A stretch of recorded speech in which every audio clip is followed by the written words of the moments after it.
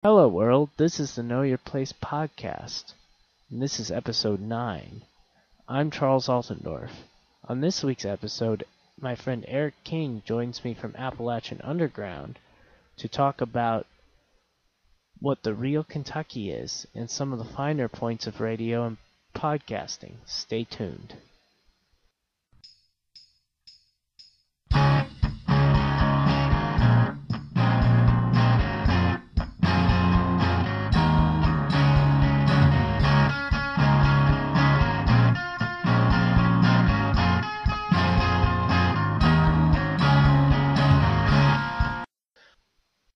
Hello, everyone. I'm Charles Altendorf, and this is the Know Your Place podcast, and it's episode 9. I never thought I'd make this many episodes.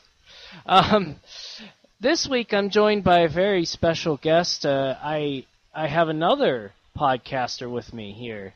His name is Eric, and his podcast is called the Appalachian Underground. Is that right, Eric? Yeah. Hey, what's up, everybody?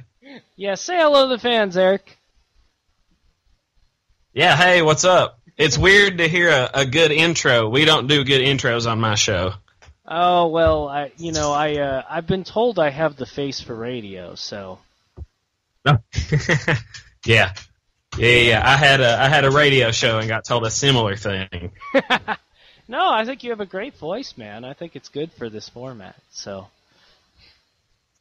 Oh, I appreciate it. I found out I had a radio voice in high school because I got casted as Vince Fontaine in Grease. Solely because I was just messing around reading the script, and I got up to one of his parts, and they just looked at me and they went, "We already know who you're going to be." And I was like, "Okay." Well, I didn't want that, but okay, I'm fine with it. But it turns out he's a really fun part in the play. It's just they cut a lot of him from the movie. Well, that's funny because in high school I played a character that was a voice off stage that nobody saw. So, in the one performance I did in high school, so. Yeah, he wasn't supposed to be visible except for one scene, but we had a huge auditorium in my high school, and we set up a DJ booth in one of the corners. Ha! There you go. So, because he kind of introed each scene, so he would come on and read a few paragraphs, and the scene would start. So they would light up onto my part of the stage, and then it'd go off, and I'd go back and chill out in the back. Well, there you go, and that's a good segue into what we're going to talk about today. We're going to try and nail down, I guess, what the real Kentucky is. Now, I kind of see Kentucky as 4 geographic regions. I did study geography in college, so I guess that makes me somewhat of an expert. Although, I don't like to lord stuff over people. But, that's... No, I was going to say 3. So 4 is right there with my answer. Yeah. So, so that gives us a good segue so we can sort of talk about where you're from, because I guess the audience already knows where I'm from. So let's sort of lead into that, Eric. I guess sort of describe your hometown and what it was like growing up. Now, you're from southeastern Kentucky, very, very southeastern Kentucky, right? Am I characterizing that correctly? Yeah, we're on the Virginia border here in Letcher County. Man, you're right up in there. I actually worked in Virginia for like a year and a half. Because it was closer than anything I could find in Kentucky. It was only like 20 minutes away. Oh, man. So are you really a Kentuckian then? Yeah, it's just, we're on the main end. I think, you can definitely tell Virginia gets a lot stricter with its laws. Like, if you talk to anybody from Eastern Kentucky and they have to drive to Virginia, they just don't want to. Like, you got to worry about your window tint being too dark, the amount of tread on your tires. If you go like 5 miles over the speed limit, like you're getting pulled over. Like when I worked over there, I set my cruise from the border of the states all the way to work. Man, and I made sure it was 4 under. Yeah, it's crazy. It's crazy. Yeah, they actually pulled. Well, recently, the close town to where I live wrote an article saying they were going to buy new cars with Kentucky money, and it caused a big uproar. People were real mad because, a lot of their business, for the most part, people were coming over from Kentucky. They have the super Walmart. Our county doesn't have a super Walmart. They have better restaurants. Well, I wouldn't say better, but just like a different variety of restaurants. So yeah, people who live here go to Virginia a lot because it's way closer than Pikeville. So yeah, people gotten a real pissed off because it's true, man. If you can ask anybody from Eastern Kentucky, driving to Virginia is the last thing you want to do. But there's just good stuff over there. You got to go through Virginia to get to Tennessee, and people from here love Tennessee. So it's it just sucks. It's one of those necessary evils. But I've been going to Pikeville more lately, even though I don't like their super Walmart. They have better restaurants, and I went to college over there, so I like seeing people that I used to go to college with. And it's only 10, 15 more minutes on the drive, so it's not that big of a deal. How far is Pikeville from where you live? From where I live? Yeah. I can make it in 35 minutes, 40 minutes, something like that. Yeah. I've done it every day for 3... I'm sorry, ahead. what? Go ahead. Oh, I was going to say, I drove there for two years every day, so I got real used to it. That's very interesting because I did actually, I was telling you before we started recording, I have some friends from Hazard. I actually went and stayed with them. And, oh, yeah? He actually lived outside of Hazard. Oh, what is that place called? It's called Beehive, and it's down, 699 off of 15, way out there. And it just kind of astounded me how long it took to get to places. Now, I'd been to the mountains before. I lived in North Carolina for a while, so we'd always have to drive through Asheville in West Virginia to go back to Wisconsin, where my extended family's from.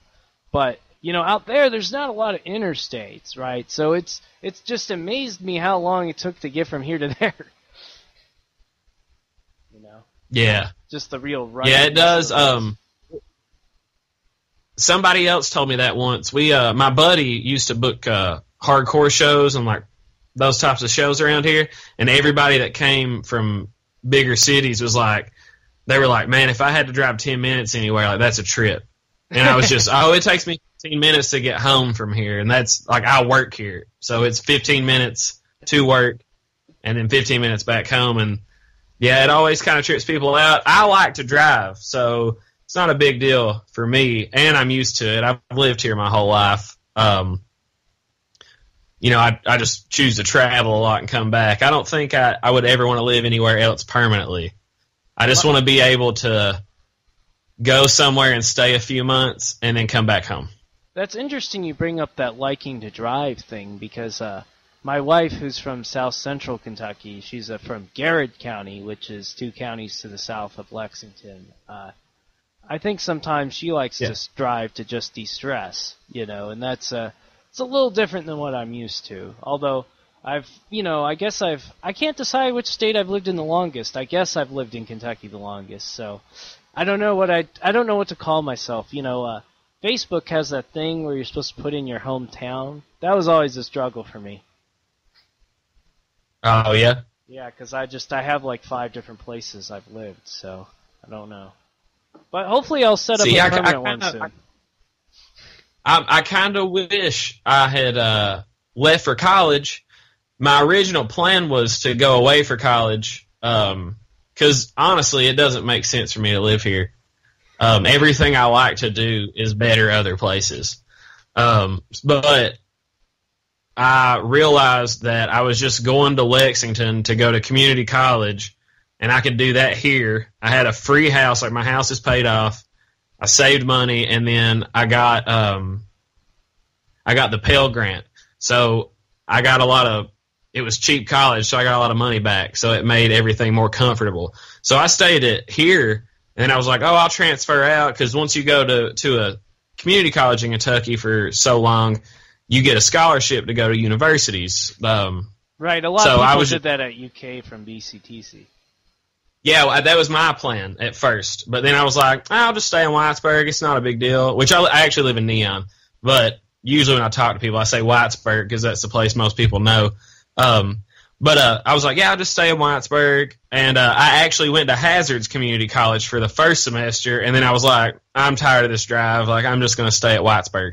So I started going to Whitesburg, and I stayed there. I was in community college for 3 years because I partied a little too much. I never failed anything. I just liked to party and not take that many classes. But then I was like, all right, it's time for me to transfer. And I really had gotten used to not paying rent. Oh, and then when I started looking at rent prices, I was just like, oh, no, I'm hit. Like, I live alone. I don't pay rent. It's great. And then I was like, nah, especially in Lexington, it's expensive. I'll just go to Pikeville, and then I'll move. And then just now it's been 8 years, and I'm not paid rent, and I'm so used to it. You think that's bad? Actually, Lexington's rental prices are not as bad as they are here in Bloomington. I'm recording in Bloomington, Indiana. Well, in Spencer, technically. I had to move out of Bloomington because it's... yeah, like the cheapest places now are like $800 a month. Oh no, I'm hip on that. Yeah, I have dogs, and I'm getting into reptiles. Like, I need something that somebody's not going to yell at me for buying all this stuff. Oh man! So, and I think that's the allure of it for me, is the freedom of I have my own house. I think that's really why I haven't left. Like I said, if I ever move. Because I was in Brooklyn like a year and a half ago, and if I ever make it or have any kind of money, yeah, I'll have an apartment in Brooklyn. I loved it. Brooklyn is in New York? Not until I can have that apartment. Yeah. I went up a year and a half ago on my birthday. I loved it. But yeah, so there's places like I travel a lot. I think that's also a luxury of living here is it's not expensive to live here, so you can, like, oh, I'm going to drive to Knoxville today and hang out all day. And you get to Knoxville and you're like, oh, man, it's so expensive here. And you're like, oh, it's cool. I'm going back home. Everything's dirt cheap.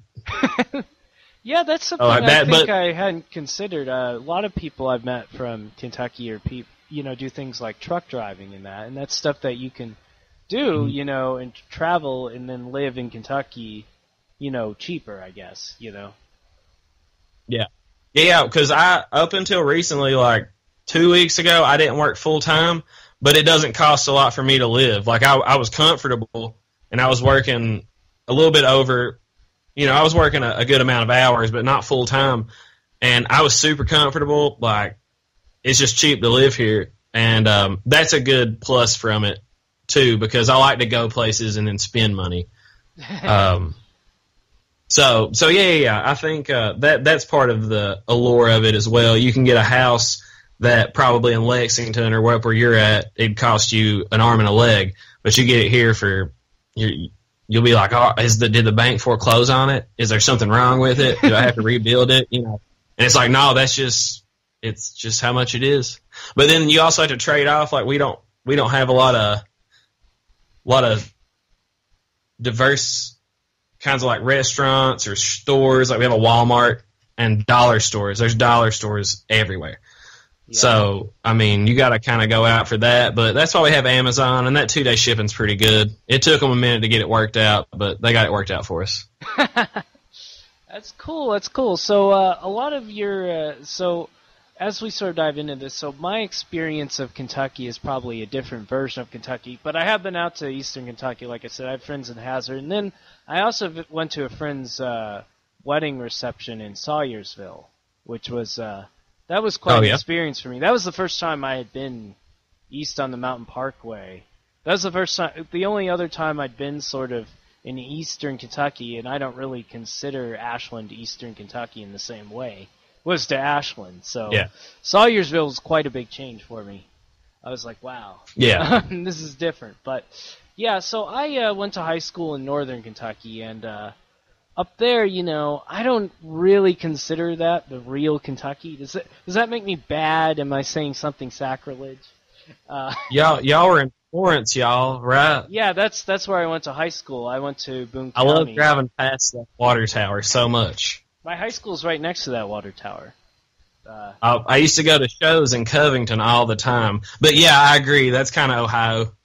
It is. I don't know how to describe. I would call it more Midwestern than Southern. It's definitely. Yeah. And it was really. Yeah. It's. Go ahead. Oh, I'm sorry. Oh yeah, go ahead. It's crazy. Just once you get out, once the mountains cut off, it's weirdly different. I would say, which even just like. Yeah. Well, and also, like, I used to just drive 20 minutes to work in Virginia. It's crazy how different they talk, how different they act. Like, and it's just like, man, I could walk here. Like, I could walk here in an hour. And you guys are dramatically different. And they used to make fun of the way I talked at work. Yeah. And I was like, you literally live 15 minutes from me. Yeah. I don't know why people act that way. It's very interesting. Like, the people in Ohio across the river from Kentucky would always say kind of things to try and distance themselves from Kentuckians, but they had family that was from Kentucky, and I thought that was, very strange. It's like, no, I mean, we're not that different, but, I mean, I guess there are some differences. So, Yeah, well, and what's funny is we were talking about this on a show we recorded the other day. It's funny because you know how the people you were saying from Ohio say it about Kentucky. We do it from county to county here. So like if you're from Letcher County, you'll talk Harris County different. Like Hazard, like you'll be like, oh, it's them Hazard people coming, and like you half-heartedly mean it. You don't, really, it's just like, oh, them Hazard are like. So I was at I was hanging out with some friends the other day, and something happened that was a little unusual to me, and I was just like, oh, it's just you can't invite people from Hazard to parties. But I was joking because they, we were all having a good time. But yeah, there's those weird things like that here too. Yeah, they just go from county. They say that about Terre Haute. That's where Indiana State is, and it's a different. Bloomington's where Indiana University is, and Terre Haute's where Indiana State is, and it's just I don't know how to describe it. It's not. It doesn't. I guess people in Bloomington think they're a little more cultured. Oh yeah. But yeah, I know that county thing. In Boone County, we'd always pick on Grant County. So. Yeah. Yeah, I do wholeheartedly think Letcher County is the best Eastern Kentucky county, but I'm a little biased. I don't know. I did really enjoy the time I spent in Powell County. That's where the Red River Gorge is. And I did some work for the state out there, and I got to go to Natural Bridge and have my lunch and then do the rest of my work, so. Yeah, I need a little more mountains for me. I don't like tornadoes and natural disasters, and there's not too many natural disasters in the mountains. That's true, unless you're in West Virginia, apparently. Yeah. Well, and that last year. Yeah. Well, and Pikeville and West Virginia flooded while I was in college over there, so it's happened a few times. But oh shoot. I was going to say something, but I just forgot. Oh, that's okay. It's very interesting. So, I guess I'm trying to think of sort of mountain culture. So, when people think of Kentucky, I guess they used to traditionally think of the mountain culture, right? I mean, of course, the long-term legend was the Hatfields and the McCoys, right? But yeah. Is that a proper characterization in your opinion? Because I think more people in Kentucky live in the bluegrass than the mountains. Yeah, for sure. I think once you get a few counties over from Letcher County, not even like there's like Berea is still too far for me to say like that's we're Eastern Kentucky, yeah, it's way the mountains. There's less people. Well, I don't know. There's a ton of people here, but yeah, you're right. There's way more people in Kentucky that's not mountain Appalachia culture. Oh yeah, and that's a good point I should bring up. So, who owns the rights to calling themselves Appalachian? Is it the Kentuckians, the West Virginians, the North Carolinians, the Pennsylvanians, the Tennesseans? Well, it goes all the way up to New York. Yeah, But yeah, I don't think if they claim it as much. I think Pittsburgh claims it a little bit. Yeah, I've noticed that. It's very interesting that they openly embrace it, A lot of other Yeah, big 'cause cities don't embrace it like that.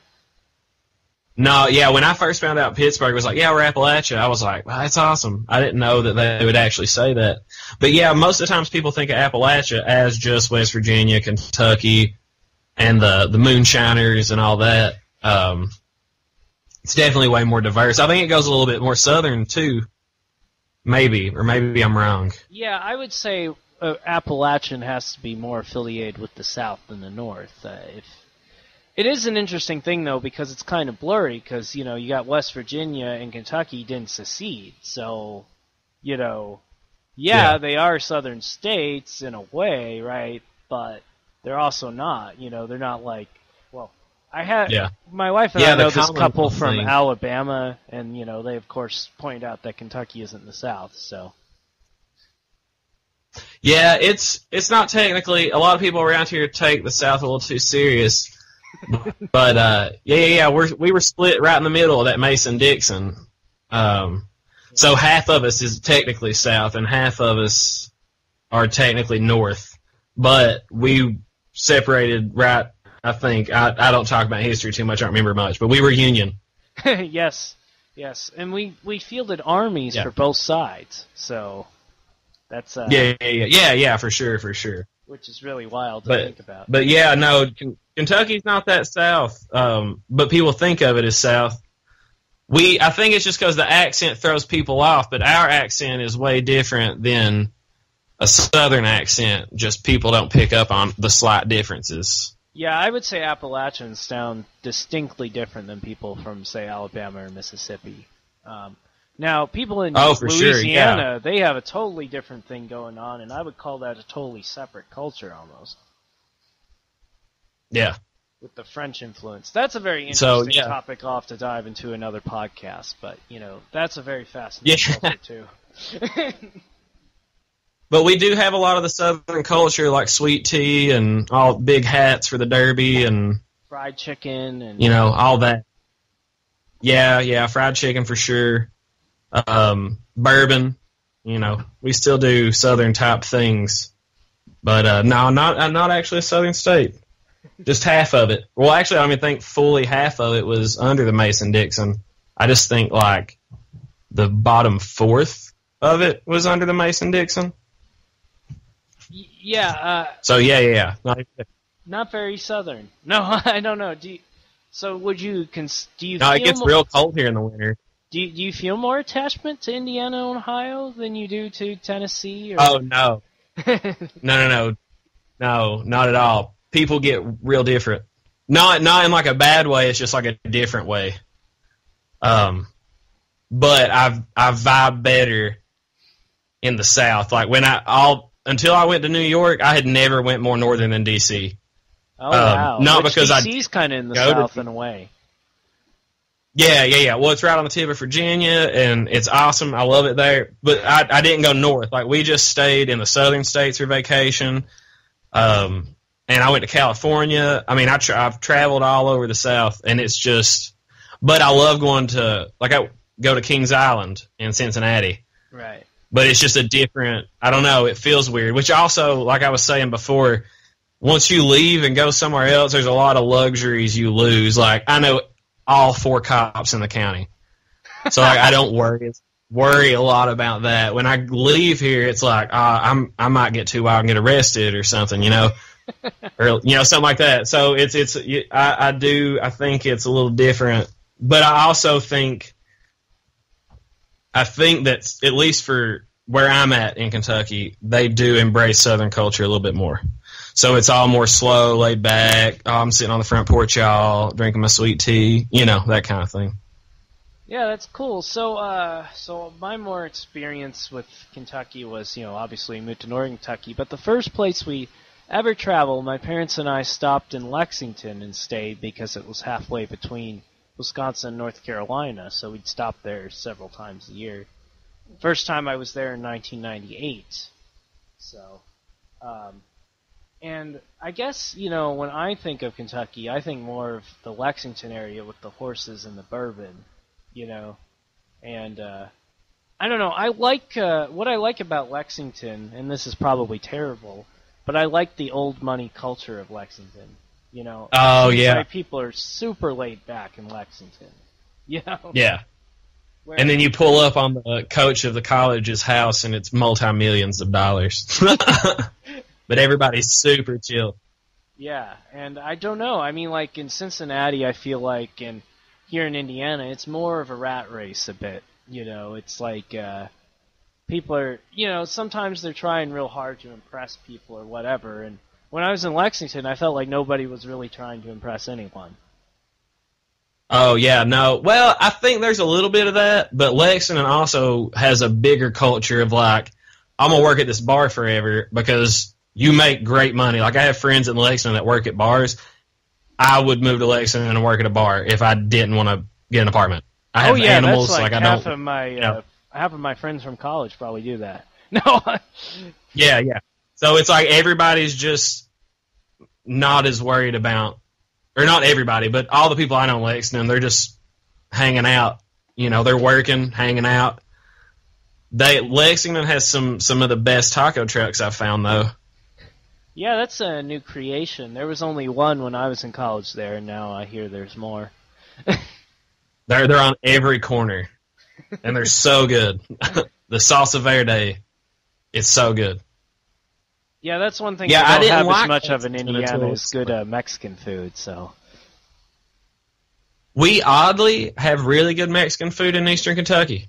oh yeah, I've been to a couple establishments over There was when I was in college. I'd done the social work program. I have a bachelor's of social work, and they were talking about how there was there was an influx of Mexican people moving to Eastern Kentucky, and there's a restaurant in Virginia. It's so good, and they make. I got their carnitas the other day, and it looked like something my grandmother made. You know, like home style looking. Oh man. And get all home style. And when I was in college in Pikeville, there was a restaurant, and they would just make you, if you asked them, like, I found my favorite meal, and it's kind of a curse because I can't get it anywhere else. Because I was aggravated one day after class, and I walked in, and the guy went, "What do you want to eat?" I went, "What would you eat right now?" And he went, "Oh, it's not on the menu." I went, "Bring it out anyway." And he brought it out to me, and it's been my favorite dish, and I can't find it. I found one other place to make it for me, and they added it to the menu for me, and it was when I worked in Norton. Oh man. Yeah, I have a favorite German dish my wife only makes for me or my mom. What German dish is it? What does it consist of? It's called rouladen, and basically you take really thin beef and you pound it out real thin, and then you wrap it around pickles and bacon with mustard in it. It's a I think I could get into like I love corned beef, and I know that's Irish. I think. Yeah, but no, it's but all I think in the I same could get lines. down with. Yeah. I love sausages and broth. Yeah, it's Yeah, I was actually talking with this. I'm in an international geography group, and it seems like it's getting more popular to be German again. So, you know, stuff's cropping up everywhere. Yeah.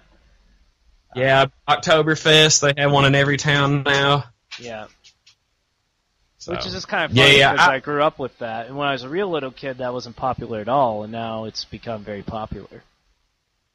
Yeah, no, for sure. We started having them here about 4 or 5 years ago.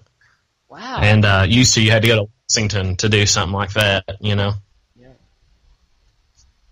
So yeah, I guess I don't know. Go ahead. I was gonna say I don't know much about like that part, you know, like you know a lot about the German part of your family, but my mom's side of the family wasn't into that really. We knew but now my biological father's family, like my great aunt who I love a lot, she's from Puerto Rico. Ooh. But I still don't know a lot about that kind of stuff. She just makes really good rice, but that's all I can tell you. So I think it's cool. I think it's cool to hear about like home foods.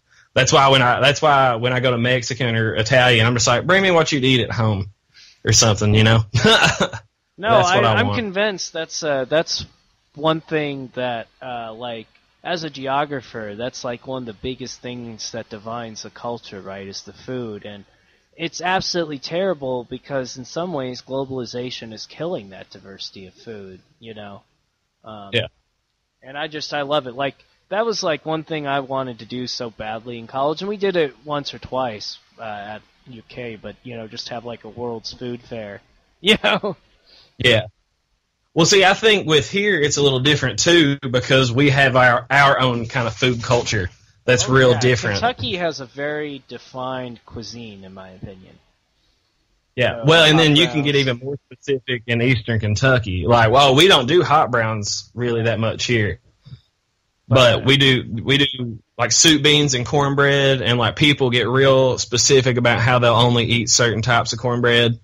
Like, I've never made cornbread in anything but a cast iron skillet. Oh yeah, that's how my wife's mom is. That's how my mother-in-law is. Yeah. So I think that may be Estes County. So. Yeah. So I think that may be why we never dove into any other kind of food thing. We were my pappy taught me how to make all the food I know how to make now, and then I didn't know how to make anything new till one of my friends. We worked together, and we just would go into work every day, and we would find something good on Facebook, and we'd be like, "Hey, let's make this for lunch tomorrow." So I learned how to make all kinds of weird things, and then she was from Texas. So she's from San Antonio, so she taught me how to make really good salsa and guacamole and stuff like that. And but then I taught her how to make soup, beans, and cornbread and all that good stuff. Well, but I shine in breakfast. Gravy and biscuits are my jam. Oh yes, you can't have those. You can't be from Kentucky and not have those. No. Yeah, gravy and biscuits, and everybody loves gravy and biscuits. I worked on a project recently, and with Nick Offerman, and he came in and he looked. He came in and looked at the menu and he went, "There's gravy and biscuits here. I think I like this place." And I was just like, "Yeah." So everybody loves gravy. You met Nick Offerman. Yeah. I think the show comes out in May. He done this show where he came to Eastern Kentucky and interviewed people about the economy and stuff. And where I work, they asked them to find PAs for the show, and I was like, "Hey, I'll do it." Cool. So, yeah, it was a good time. He's a very interesting guy. Of course, that Parks and Rec character. He'll never be able to escape that. No, he's super nice though too. Super nice dude. I had a great time that weekend. But yeah, it just tripped me out because I would have never thought that, you go to New York or something and they don't even have chicken on the breakfast menu. At McDonald's. Yeah, like McDonald's and stuff around here, you can get the chicken biscuit in the day, like in the morning. You can get gravy and biscuits. You go a little bit over Bob Evans country in Ohio, but like everywhere else really doesn't have gravy and biscuits or like chicken for breakfast and gravy. So yeah, it was just funny because which I found out later he was from Illinois. Okay. Really, and so I was like, oh, okay, that's why he knew what gravy and biscuits was. But I was stoked. Well, cool. So I guess we'll dive into one other topic here, and then we'll sort of wind down a little. I wanted to talk a bit about how you felt about some of the stereotypes of Kentucky and which ones you like and which ones you don't like. I'll let you elaborate a little, and then I'll sort of share some of my own. We've talked about some of them already, though. I walk around barefoot all the time. I ain't even tripping. No, there is a huge the way people look at Eastern Kentucky in a way. I know people who've applied to jobs in other bigger cities, they don't get called back at all. But then once they change where they live, or if they get a job at a restaurant and move to that big city, and then they apply with the same resume, they get a call back, So that's the kind of stereotypes that bother me with it. But as far as the moonshiner hillbilly type thing, yeah, I'm always barefoot. I'm wandering around in the woods with my dogs. I've made wine with my pappy. He used to be a bootlegger, so those don't bother me that much because for the most part they're true. Yeah, so, I guess. I'll let you finish one before I say one more. Oh, I'm sorry. But yeah, like I guess the only ones that do bother me is like the way people look at education around here. Like everybody there is one way or whatever. That's kind of aggravating because then people like me, I had a hip hop radio station for a while. I just recently quit it to work more on my podcast. I watch wild movies. I don't, I'm not that conservative a person. So it's kind of, there's a lot more of that here than people give credit to as well. I'm really glad you brought up the education point. That's something I think is a stereotype that isn't necessarily fair because I do think I've seen statistics lately. Education in Kentucky is actually getting better. So it is kind of like, oh, hey, everybody throws shine at people in Kentucky shade, not shine. For not being educated, but there's a lot of other states out there that are worse. Yeah. Oh, yeah. That for sure. But I think also with the education part too, I don't think it's all of Kentucky necessarily. I think it's just like a big portion of it because I think once you get to Lexington and Louisville and out in the main tippy toe end, maybe they get looked at a little bit different. But they are bigger cities, so it totally makes sense. They're not mountained off from the rest of the world in their little communities. But yeah, so that's cool. So you I do think it's interesting. Hip hop is actually very popular in Kentucky, I would say. Especially, I know a lot of people from Louisville who are very into it, and, sort of small time rappers from Louisville. Yeah. Is there a sort of connection between the rural? Well, see that's another divide there. It's not people listen to what's on the radio for the most part here. Right. So if there's like a popular hip hop song on the radio, then most people's probably listen to it. Or more like whatever time they were in high school. Mm-hmm. That's what they listen to. I have a lot of friends that listen to it as well, but I don't think it's as popular here as maybe in Louisville or whatever. So yeah, but it's definitely, I don't know.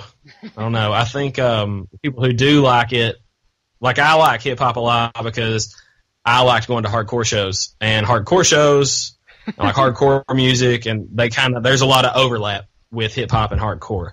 So it's a real easy transition to go from listening to Trapped Under Ice or Terror and go from that, who's like really Terror's from LA,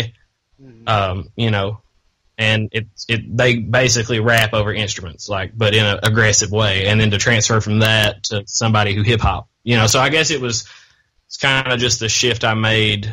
That hardcore music was too angry. I needed something up that I could, dance to. So yeah, I think that's why more so I got into it. Was for that, and I appreciate the wordplay and the beats are always good. But as far as like other people I know that listen to a lot of hip hop, I don't know that many. I know a handful, but not that many around here. I'm sort of an old school person. I mainly like 90s and early 2000s rap, and preferably that's the usually 90s. Where people cut off here. Yeah, usually wherever they got out of high school at is where they stopped listening to hip hop at around here. But I like it all. Here lately I've become a scholar of hip hop. I've went all the way back, and I'm up to date. Like I'm listening to SoundCloud rappers, but I also have my Tupac and Dr. Dre playlists on the back burner right now. That's cool. But there's just a lot of interesting stuff happening right now with the internet. It's cool to see all the changes that have happened in the internet and what gives people in an area where they wouldn't get a lot of coverage. And now with the internet, they can put their music out, they can put their podcasts out or whatever. So I like to watch sociological things, and I think that is also another reason I like hip hop a lot is because it's like a view into a different kind of world and getting to see that. Well, yeah, and I particularly like some of the older stuff because it kind of like tells a story in a song, and yeah, I'm really about the lyrics and the songwriting. So like I'm really big into singer-songwriters too. Like I was a huge Tom Petty fan. So oh, for sure. Yeah, I've got Bob Dylan's discography in the house. You know, I love yeah. Right there with you. I that's the weird thing. I can listen to anything. I work at a bluegrass radio station. Well, we house a bluegrass radio station, but I used to work for the radio station. Now I work in a different department. Oh, that's cool. So, do you like broadcasting? Are you guys independent? We're a nonprofit. It's WMMT. Okay. But I don't work for. Yeah. I shifted over into a different department. But, it's nonprofit, so that's how we can have the hip-hop shows and the bluegrass shows and whatever anybody wants to play. So it was fun. I love doing it, but I'd done it because I worked there. There was an empty slot. I was like, hey, I want to try this. I had been wanting to start a podcast for a while before then. And I was like, I'll just do this till I can, find somebody to do the podcast with, or just maybe do this, get a little practice talking on air. And I started doing it, and then I think that's when I fell down the hip-hop rabbit hole, because I was just a casual hip-hop listener before then. But then I got super into it, and it's so interesting, and the internet's crazy. But I think it's a great thing to have around here as an opportunity. I don't know many people from Eastern Kentucky that can say, hey, I was on the radio. Even though, it gets listened to a lot. But, it's not like a major radio station. But a lot of people know about it. We get listened to in Europe, Russia, all around the world. People listen to the bluegrass. Bluegrass is a big genre outside of the U.S. Oddly enough. But it was cool. It was a great experience. I really enjoyed doing it. But shortly after I started doing that, me and my buddy started the podcast. So it kind of got put on the back burner. I had to edit all of my songs. So that was like 4 hours in one day I had to do, or I could break it up, but it was like I had to edit 2 hours of music. So that was me recording it on my computer, getting the audio file, then cutting out all the bad stuff, and then playing it. So it just kind of got overwhelming when I started the podcast. I started doing so much with that. At first it wasn't a big deal because we just done one show a week for the first 4 or 5, and then we bumped it up to 2 a week. Or maybe it was sooner. I can't really remember. I don't even really remember starting the podcast. It's just we're almost at 50 now, and it's blowing my mind. Yeah, that's kind of blowing my mind, too, how many I've already recorded. And I haven't recorded that many. Yeah, no, it's once you get going into it, it's hard to stop it. I thought that we were just going to quit after a few weeks.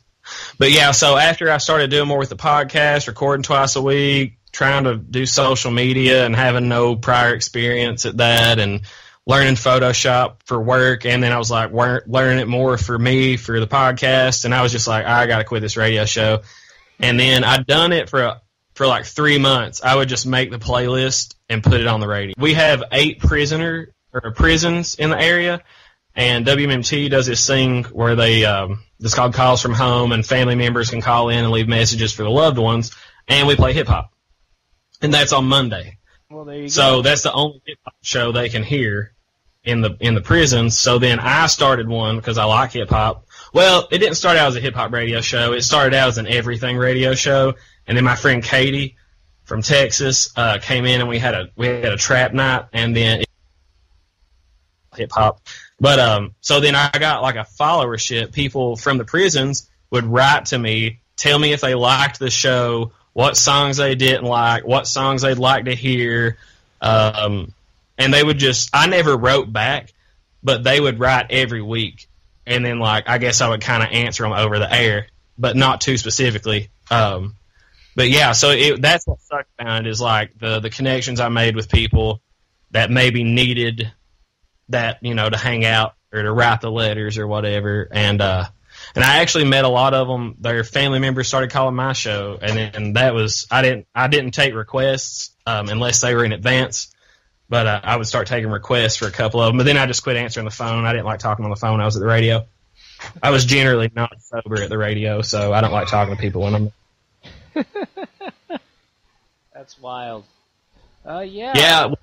Go ahead. All the DJs there party for the most part. At least the evening ones. I did a couple... I was DJ a couple times at WRFL in Lexington, so... I played mainly protest music, so... Because I said, well, if this isn't Clear Channel, I can just do whatever I want. Yeah. That's the great part. If anybody ever gets the opportunity to do that at a radio station, just like, oh, here's 2 hours, you can literally do whatever you want as long as you follow these 5 rules, and we're cool.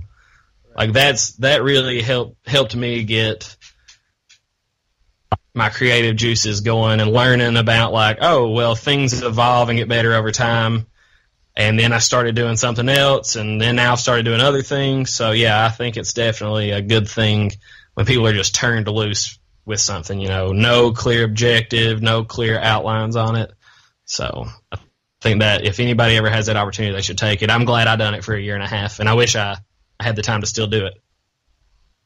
Cool. So let's see. Is there anything else I need to wrap up and say about Kentucky or Eastern Kentucky or...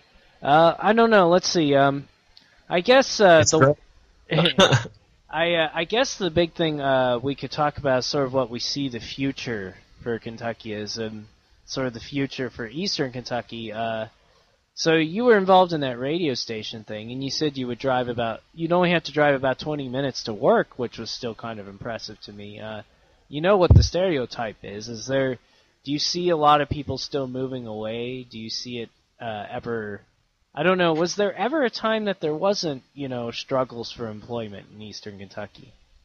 Well, when the coal mines were big, it wasn't a problem, even though it was still a boom and bust economy, and a lot of people don't like to admit to that. But it was still a boom and bust, just the busts were shorter than they are now. So back then there was a lot more work and a lot more people here. The population has decreased a lot. But I think it's coming back. It's kind of cool now. It's in vogue. Everything has a turn at being cool. And I think that people are realizing, like I said earlier, houses, you can get a nice house for $20,000. But sure. You may not find a job. Huh? I'm sure you can. Yeah, but then you won't be able to find a job.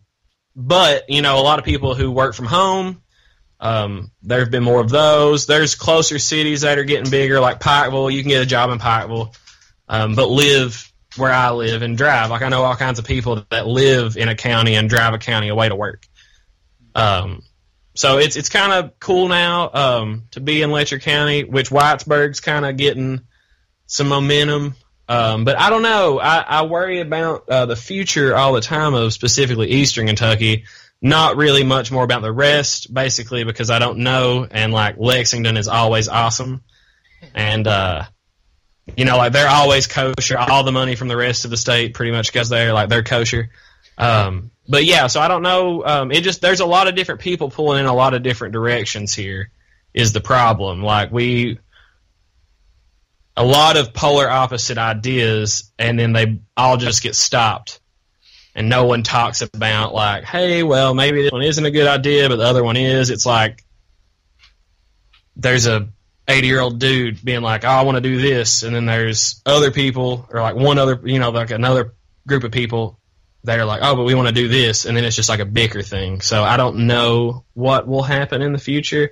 Hopefully it'll get better. Like where I work, we do a lot of community outreach and stuff. And so that part's better. I think there's more jobs coming to the area now. I think it's just going to take a cultural shift. People are too set in their ways.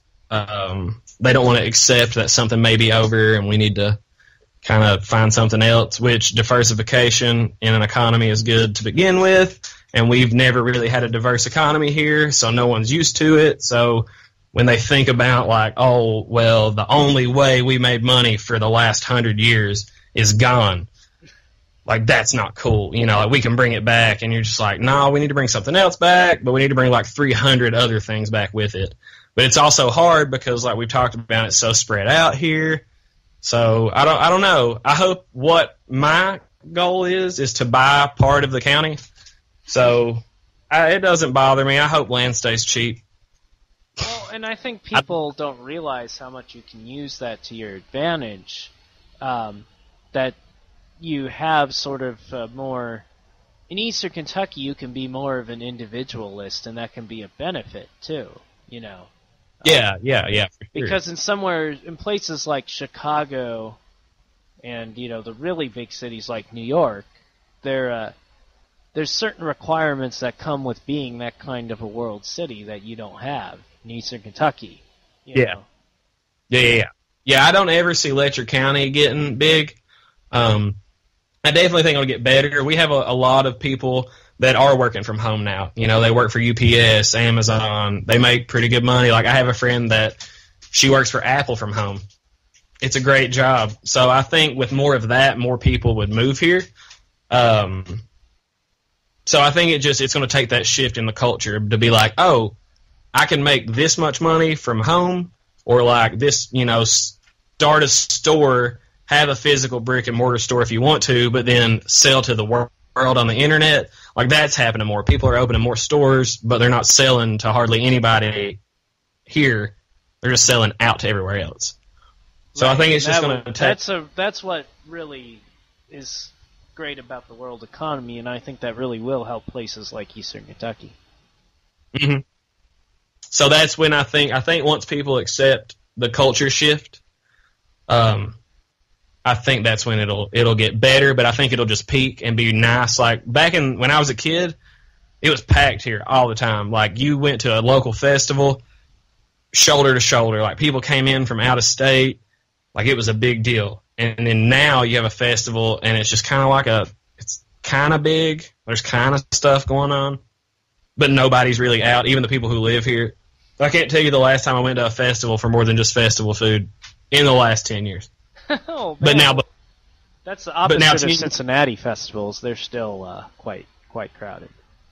See, 10 years ago, when everything was popping here, you'd be at the festival. We had Aaron Tippin one year at our festival. Like, it was great stuff. A lot of stuff happened, but it slowed down a lot, which is fine. I kind of like the... Sorry, hold on one second. My dog turned my PlayStation on. Oh, that's okay. But, yeah. So it's definitely slowed down a lot, and I would definitely hope it would pick up a little bit more. But like you said, you can be more individualistic out here. Like, if I don't want to see people, I literally don't have to see people.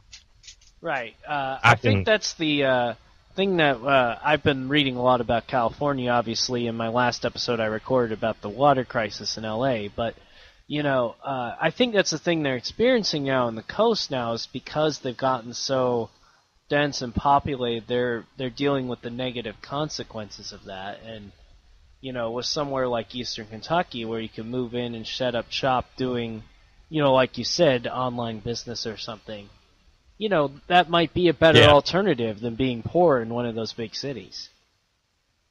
Yeah, it's not good to constantly be going 24/7. Like, when we were in New York, I honestly wouldn't have came back home.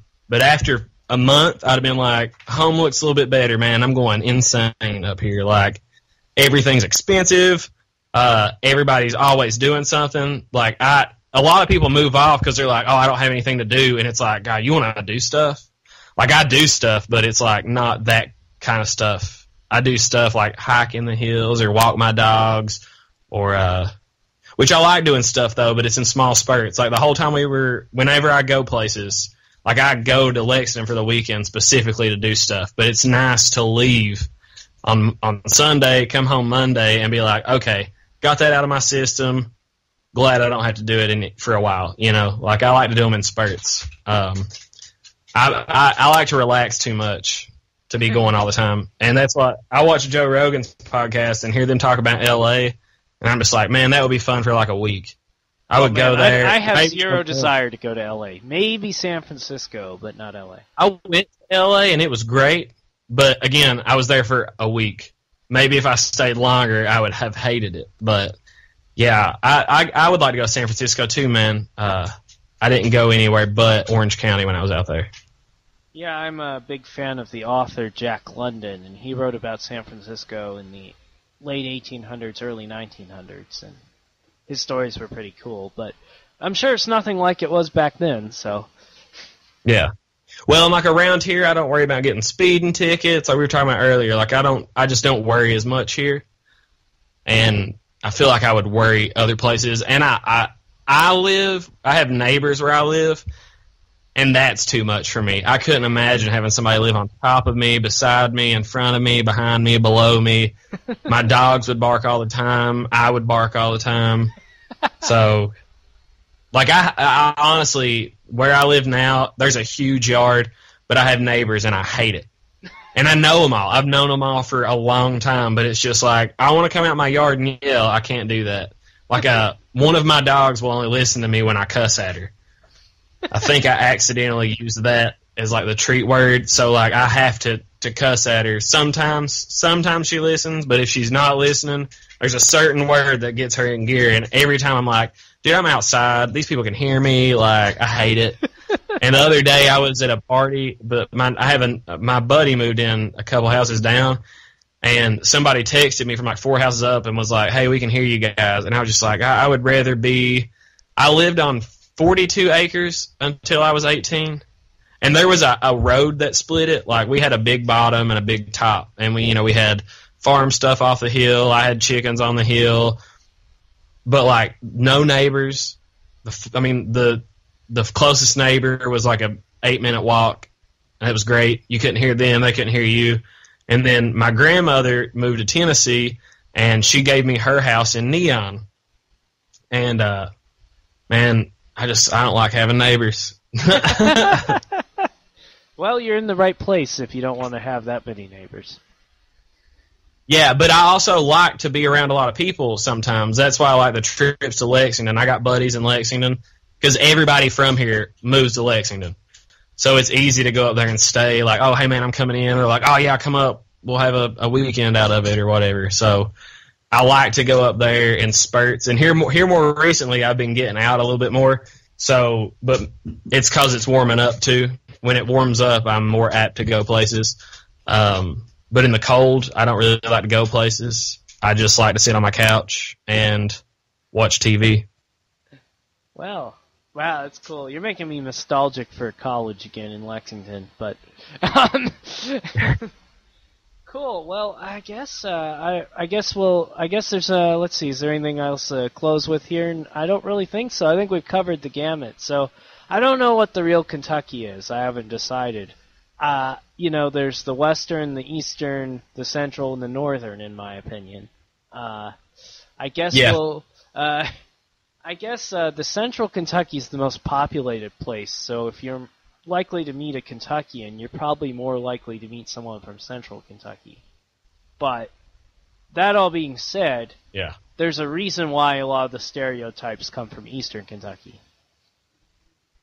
Yeah, for sure. Well, I was going to say, you'll see somebody from Central Kentucky if you don't go to Gatlinburg. If you go to Gatlinburg, you'll just see everybody I know. If you go to anywhere in Eastern Tennessee or Myrtle Beach, you're going to run into somebody from Letcher County. Doesn't matter when you go. Well, cool, man. This has been really great, and I really hope your show does well. It's called Appalachian Underground, and it's a pretty good listen. A little bit more on the comedy side than what I do, but a little bit on what? I'm sorry, I couldn't hear you. The comedy side compared to what I do, but I couldn't hear you, man. I'm sorry. Oh, it's a little bit more on the comedy side than what I do, but oh, yeah. We, me and my buddy, we got into comedy podcasts real hard. So, but it's a good time. Y'all should listen. We're on Instagram and Twitter at APP_ground. And we're on Facebook too. So, and I'm Eric Silas King on Instagram and Twitter.